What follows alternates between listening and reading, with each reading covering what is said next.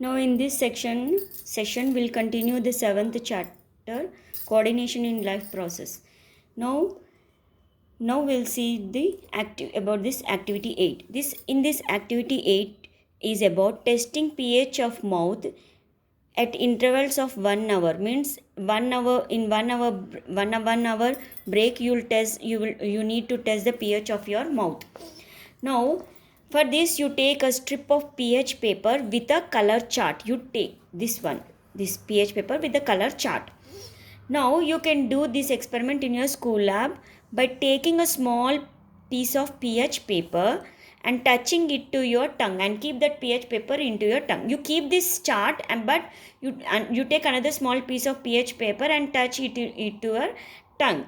Now you match the color. You will get the whatever the small piece you have touched it to your tongue. No, that will show the color. You match the color with the color chart.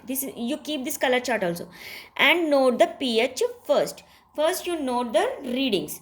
Then afterwards you take another reading after having your food at lunch break. After having your lunch break, you take another reading. You take at least 4 readings. See children, this is you need to take at least 4 readings. Means you are testing the different, you need to test different types of food as you eat. Means you need to test different types of food just after swallowing them. You need to touch the pH paper to your tongue to test the pH of the different types of food. Now here this is the pH chart. Now here this 7 till this 7 we call that as neutral. From 0 to 6 we call the, if reading shows from 0 to 6 we call pH as acidic. From 8 to 14 we call it as alkaline.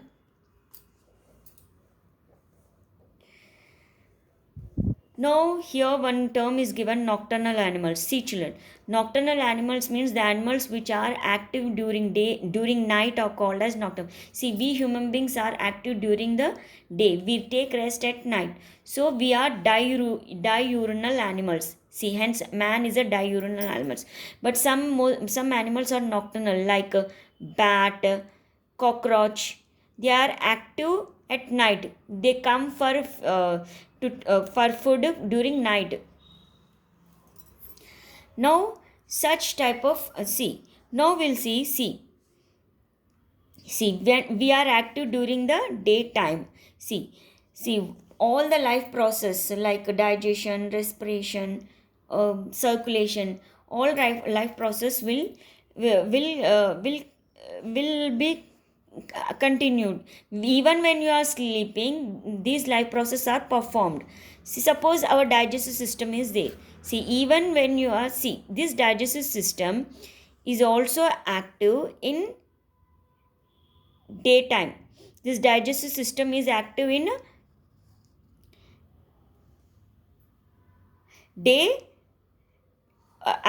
daytime, because you take food because you take food during the daytime. That's why that need to be digested. That's why digestive system is active during daytime. If you sleep during daytime, the saliva oozes out of your mouth and wets the pillow.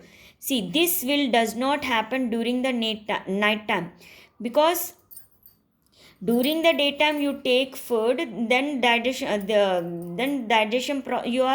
you are not sleep, you will not sleep during daytime. That digestive system will be active. But during the night time, the digestion, if you are sleeping, then digestive system will slows down. That's why the saliva oozes out of your mouth and wets the pillow. See children, saliva in our mouth secretes approximately 1 to 1.5 liters of saliva per day. We secrete this much saliva. Now travel of food, we'll see. Travel of food through esophagus. You know that esophagus is a food pipe. As food after digested in this digestion starts first starts in the mouth. Afterwards that bolus travels through passes through this esophagus. Esophagus is a food pipe. Now children, this esophagus, see, this esophagus passes the food. See, after that this esophagus passes the food to the stomach. This is the stomach, no? So esophagus passes food to stomach by wave-like movement. See, I told you in the first chapter that food is not digested in the esophagus. The food only passes, this esophagus is not, this digestion does not take place in this esophagus. Esophagus only passes the food in the wave-like movement, of walls of esophagus. That we call it as peristaltic movement. Food passes in the form of peristaltic movement into this stomach. Passes food to stomach by wave-like movement of walls of esophagus. That we call it as peristalsis. Now this esophagus is muscular and elastic. This is muscular and elastic. That's why food passes like this. Food, it is if food is placed in this place in the esophagus, then it is elastic. Then like this, food passes like this. Now walls carry on wave-like movement by contraction and relaxation. Walls contract and relax. Now esophagus, see, esophagus upper tube is, this esophagus upper tube is connected to this pharynx and lower end is connected to the stomach. Remember, esophagus upper is connected to the pharynx and lower is connected to this stomach, lower end. Lower end connects to the stomach, long upper tube and long tube upper end connects to the pharynx. Now this esophagus secretes mucus, which is slippery in nature, slimy substance. Now we'll make a model of the esophagus. Now we'll make a esophagus model. Now for this you take a piece of waste cycle tube and then you take a cycle tube and you lubricate the inner side of the tube with oil. Means you apply oil. See, you apply oil to this cycle tube. Now you insert 1 or 2 oil coated potatoes. Now you take potato and you apply oil to this and you insert in this cycle tube. Now try to push the potato by squeezing the tube like this. Now this is the model of the esophagus. Now this shows wave-like movement of walls of the esophagus. Wave-like movement. See, wave-like movement of the walls of the esophagus. And observe the position of the food bolus. Now here, see here, this figure 6. See, wave-like movement. Now this is the esophagus. Now see here, the walls of the food pipe. Food pipe means esophagus. Esophagus, another name is food pipe. This food pipe will secrete slippery substance, I told you, no, mucus. This esophagus, it secretes mucus. Mucus is a slippery substance. This mucus, what it will do, it lubricates and protects the walls of the esophagus. That means we are applying oil to the cycle tube. No, in the same way, this mucus will lubricates and protect the esophagus wall. Esophagus wall means cycle tube. Mucus means oil from the damage. This helps the food bolus to slide down. See, here we call it as bolus. That bolus, food we call it as bolus. That bolus will slide down easily, just as oiled potatoes that move in the cycle tube. Now here children, this walls, see, suppose this is the esophagus, no?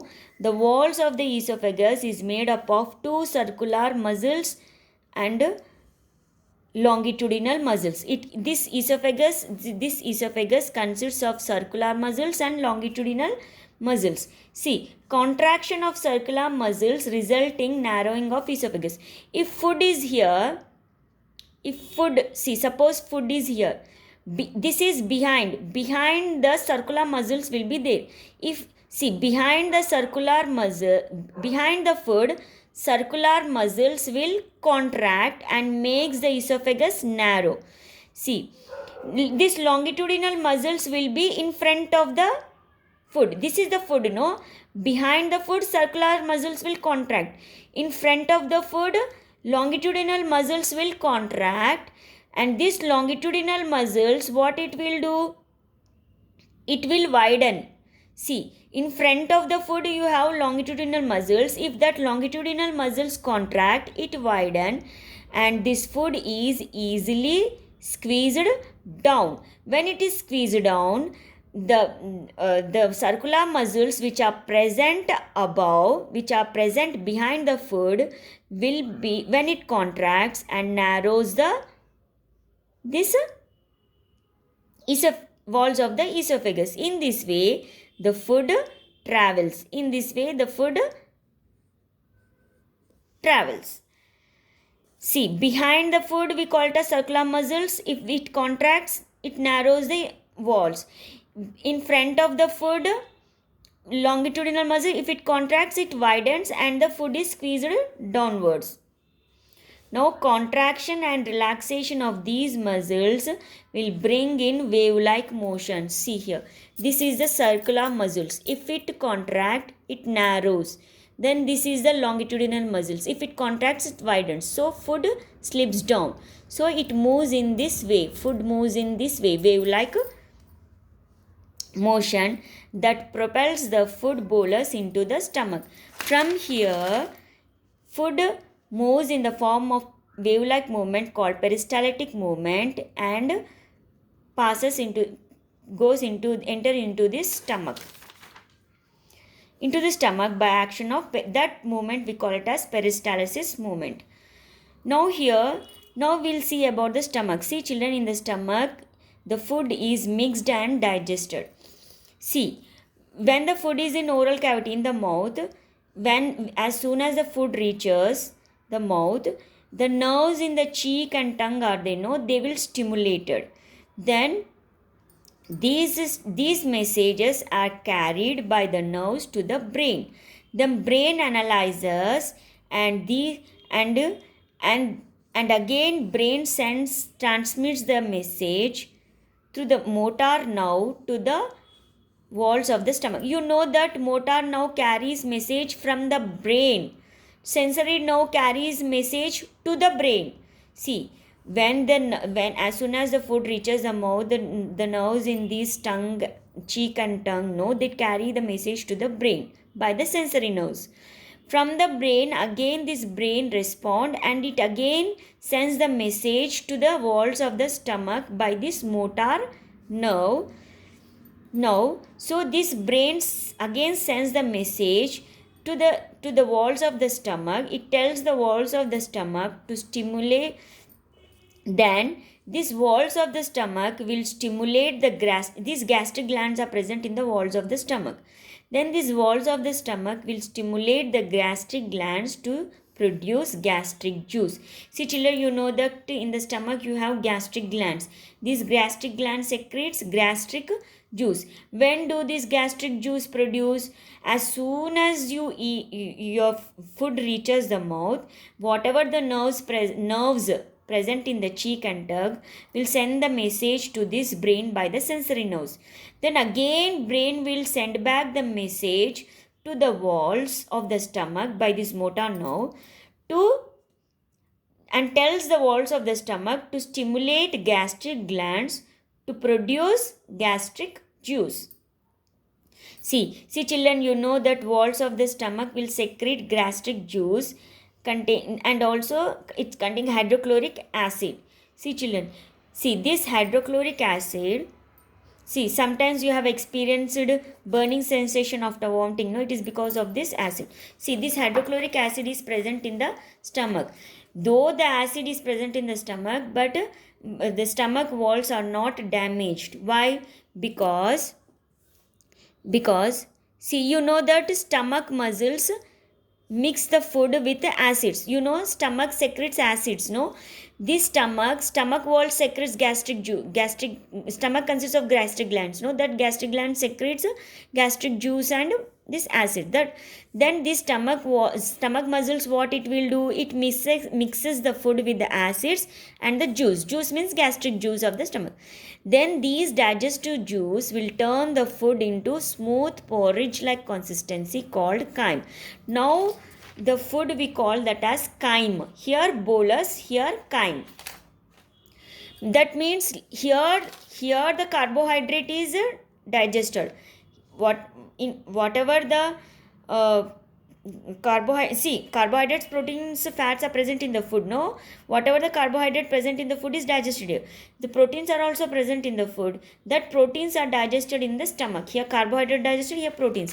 So that juice will, some large protein molecules are broken down into simpler molecules. See, these protein molecules, large protein molecules are, these need to be broken down because they are large molecules. Large molecules are not observed in the body, only small molecules. That's why they are broken down. Broken down means digested. Now you know that, see, you know, as the process of digestion, you know, in the stomach, as the process of digestion in the stomach completes, the food enters into this duodenum. No? Duodenum is the first part of this small intestine. This is a small intestine. Small intestine first part is duodenum. Then the food enters into this duodenum. No? But food here, one opening is there, that we call it as pyloric sphincter. First food passes into this pyloric sphincter and then into this duodenum. The food, whole food is not passed, only small quantity, small amount of food is only passed into this pyloric sphincter.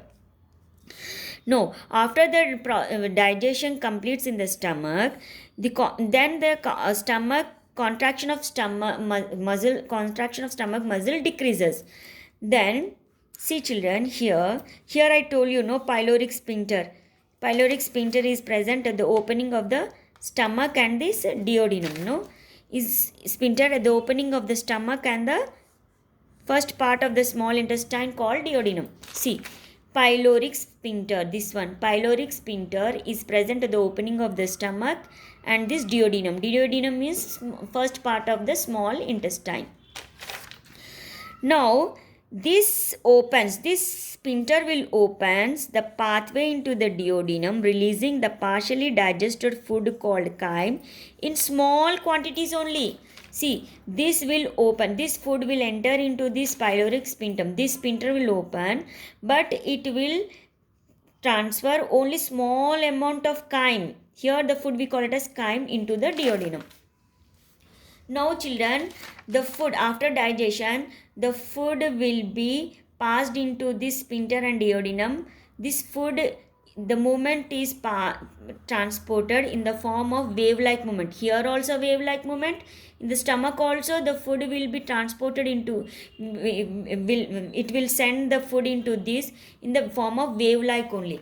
Means here also peristaltic movement, food moves, here also peristaltic movement. In the stomach also. See, this is the pyloric sphincter, no, or valve you can call. Now, peristalsis involves the contraction of muscles behind the food and relaxation of muscles in front of the food. See, if suppose food is there, behind the food means here contraction happens. In front of the food means here relaxation happens. We give rise to thrust that pushes the food forward through the digestive canal. See children, suppose, see, ruminant animals, see, cow and buffalo are ruminants. Ruminants means, see, these cow and buffalo, they will eat, first they will eat, suppose they eat grass, then they eat grass and they chew, and they will, this cow and buffalo starts chewing, and this bolus will move to the stomach, then again what it will do, then again it will bring that food from stomach to the mouth, and again it chew. That we call it as reverse peristalsis. See children, if food goes from here to here, that we call it as peristalsis. But in this cow and buffalo, they are ruminants because first they will chew and swallow the food and store in, see, one separate pouch will be present in the stomach, that there it will store. But afterwards they will bring back that food from stomach to the again to the mouth, mouth by the peristaltic movement only, but that will be reverse peristalsis. This reverse peristalsis is common in which type of animals? Ruminants means they will again bring back the food from the stomach to the mouth. See, that will happen when we vomit, but in these ruminants, cow and buffalo, such type of animals, no, they will eat the food like that only. First they chew and swallow quickly, then afterwards they bring the food from stomach to the mouth, and then they chew. So how it will happen? See, this cow and buffalo have an extra pouch, means bag, in the stomach to store quickly swallowed food. Whatever they quickly swallow now, they will store this in a separate pouch in the stomach, then afterwards they will chew. Now here, see children, food does not move uniformly through the digestive system. See, food does not move uniformly. See, as soon as you eat food, suppose you ate lunch, in that you have ate rice, dal, chapati. In the from the whatever food you have taken in the lunch, have had in lunch, 50% of the food will be emptied from the stomach in 2.5 to 3 hours. From the intestine, it will be emptied within 2.5 hours. It will, the 50% of food is emptied from this. Total 100% of food will be emptied in the stomach. 2 to 5 hours it requires. So the total food is emptied from your stomach. From total food emptied from the small intestine, it requires 30 to 40 hours. Now, see children, our stomach is not like a bag with a specific volume. Your school bag has a specific volume. No, only how many books it will store, that many books only you can keep the books. But our stomach is not like a bag. It is like a pouch, which is elastic in nature. Means the size of the stomach increases based on the food we take. See children, I told you that as soon as you take the food, the brain will send the message to the stomach to release this digestive juice. No, gastric glands secretes gastric juice. No, gastric juice. See children, these gastric juice, intestinal juice, also gastric juice, pancreatic juice. These digestive juices are produced depending on the quantity of food material. See, how much food material you eat, that much digestive juices are released. You see, if you take less food, then less digestive juice. If you take more food, then more digestive juice are produced. It depends on the quantity of food material. If suppose if digestive juices are secreted irrespective of food quantity, see, whether you take more or less food, if digestive juices are produced in same quantity, then our stomach will be destroyed. See, you know that stomach secretes some acids, strong acids like HCl, no, during digestion. See, this HCl is secreted by the stomach. But stomach is protected from these acids because stomach is lined by the mucus. That's why stomach is protected from. See, stomach is protected from the acids. To understand that how stomach protects from its own acids, we'll do a lab activity. See, you take two similar green leaves. Same. To one green leaf you apply Vaseline or petroleum. To one leaf you don't apply. Now you add 1 drop of acid on both the leaves. You add 1 drop of acid on both the leaves. Which leaf will damage more? This leaf will damage. The leaf which we have applied Vaseline, no, that will not be damaged.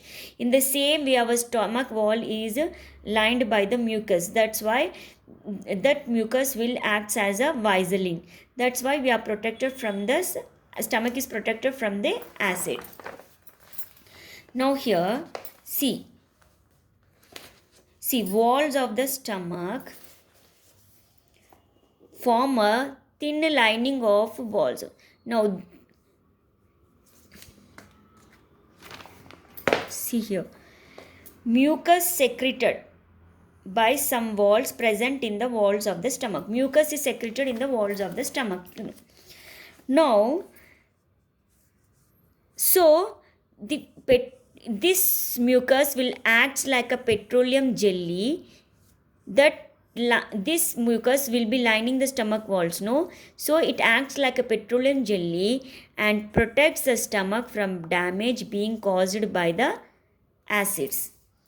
Now travel of food from stomach to the intestine we'll see. Now we have from stomach to the intestine we will see how the food travels.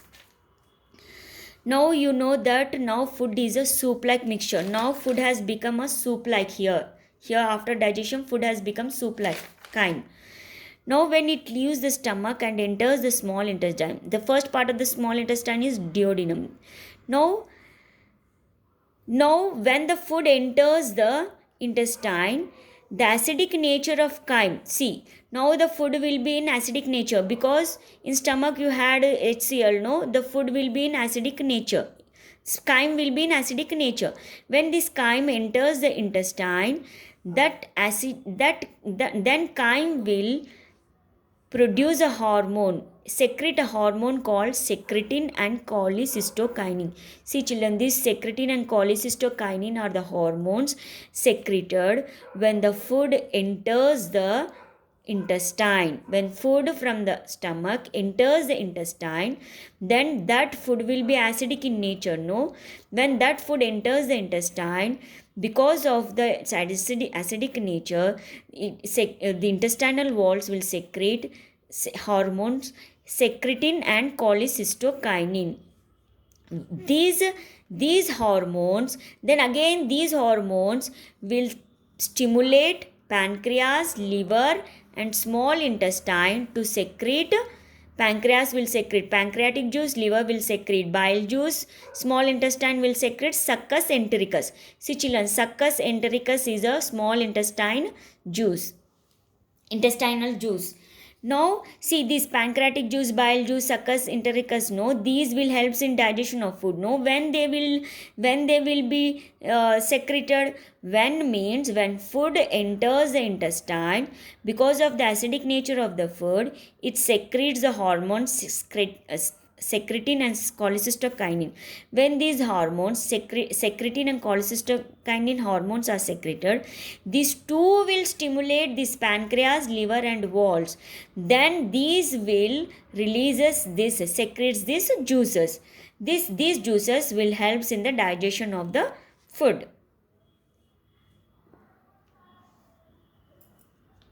See, you know that after the digestion, absorption of the nutrients and the means food are by the villi. Villi are present in the small intestine, no? See, food is absorbed in the small intestine. In the small intestine, which part? Small intestine consists of a finger-like projections called villi. Now, we'll do the activity.